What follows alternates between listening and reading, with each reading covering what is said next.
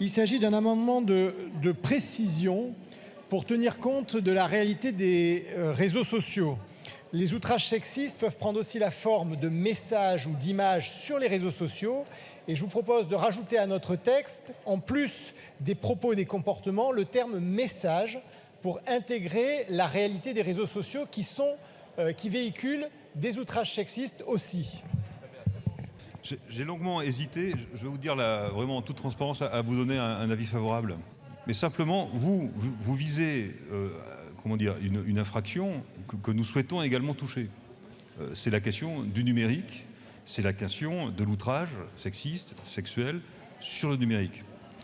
En regardant, avant de vous donner mon avis défavorable, nous avons beaucoup de mal à pouvoir faire le départ de ce que votre amendement ajouterait à ce qui existe déjà et que notamment nous avons voté dans le cadre de la loi sur le séparatisme, de lutte contre le séparatisme et de la haine en ligne qui était rapporté ce passage par notre collègue Laetitia Avia. C'est très pertinent, ça pose un problème dans le harcèlement de rue, il faut pourtant y apporter une réponse. De quelle façon? À travers cet amendement, je ne suis pas sûr qu'on atteigne la cible que vous recherchez et que nous recherchons aussi, donc c'est plutôt une demande de retrait.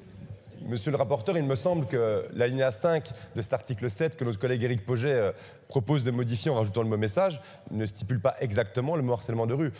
Prétendre que nous l'avons ajouté dans le rapport annexé et dire que ça suffirait est une erreur là aussi. Il faut voir aujourd'hui la réalité avec Instagram, avec Snapchat, d'autres réseaux sociaux qui font que de très nombreuses jeunes filles sont particulièrement harcelées, notamment dans le cadre du harcèlement scolaire, mais pas que.